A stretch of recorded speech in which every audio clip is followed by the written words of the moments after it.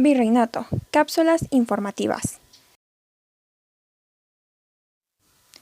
Realizado por el equipo de Álvarez Castellano Enrique, Castillo Moreno Óscar, Hernández Moreno Guadalupe Analí, Martínez Muñoz Alejandro y Naranjo García Andrea Yosel, del grupo 1TM3. Definición del virreinato. Un virreinato es una división territorial relativamente autónoma de un reino, es decir, un estado monárquico gobernado por un rey o una reina.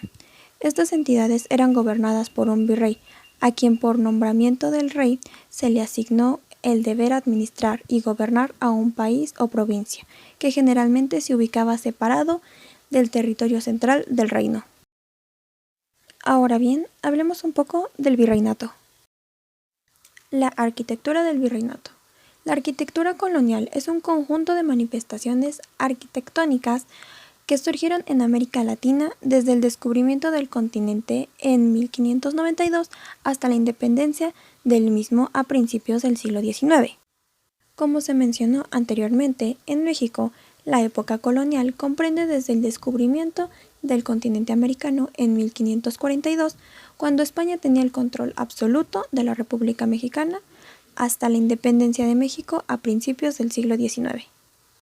La arquitectura mexicana de esa época se enfoca principalmente en edificios religiosos católicos debido a la necesidad de los españoles de evangelizar a la llamada Nueva España, y para lograrlo, destruyeron numerosos templos prehispánicos, con lo que pretendían erradicar las costumbres religiosas politeístas de los nativos, las cuales se basaban en dioses simbolizados en elementos naturales a quienes les rendían culto.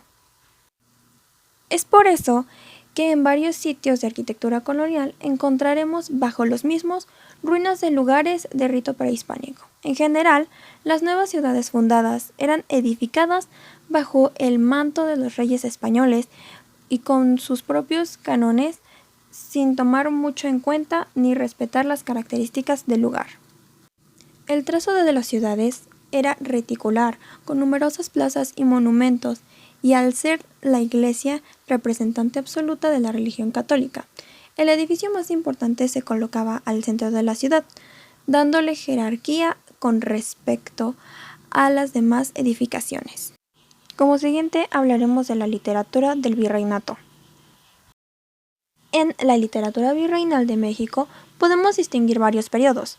En el primero, la literatura está vinculada por un momento histórico de la conquista, en la que abundan cartas y crónicas. En la literatura virreinal de México podemos distinguir varios periodos. En la primera, la literatura estaba vinculada en el momento histórico de la conquista, en el que abundaban cartas y crónicas. Mientras avanzaba la colonia, más específicamente en el periodo barroco, las dos Españas, la nueva y la vieja, tendieron a parecerse entre sí, pero hubo entre ellas diferentes contrastes. Hablando del barroco literario, podemos hacer algunas consideraciones. El rasgo quizá más acusado del barroco literario es el contraste. Este claro oscuro que en las obras se manifiesta como paradoja, contradicción y utilización de tesis y antitesis. Es casi un síntoma inequivocado de la utilización barroca en la lengua.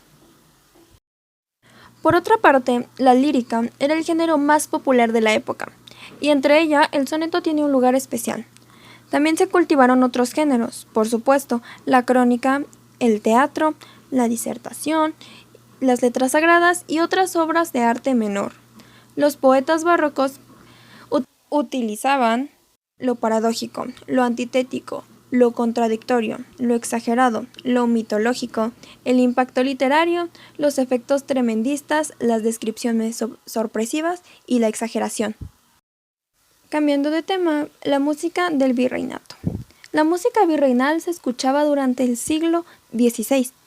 Sirvió como una herramienta de evangelización, conquista o resurrección. Entre los años 1521 y 1821, México rigió su vida bajo el yugo español. Los españoles observaron que los aztecas tenían habilidad musical y lo aprovecharon para acelerar su inculturación del pueblo, y también la evangelización al catolicismo por medio de la iglesia.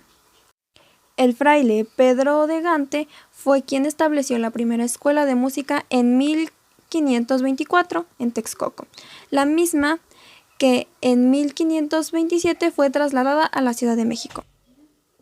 Y para 1528 se fundó el Cabildo Eclesiástico de la Nueva España, que tenía como función principal dar los nombramientos a músicos y cantores encargados de ejecutar la música de las ceremonias religiosas.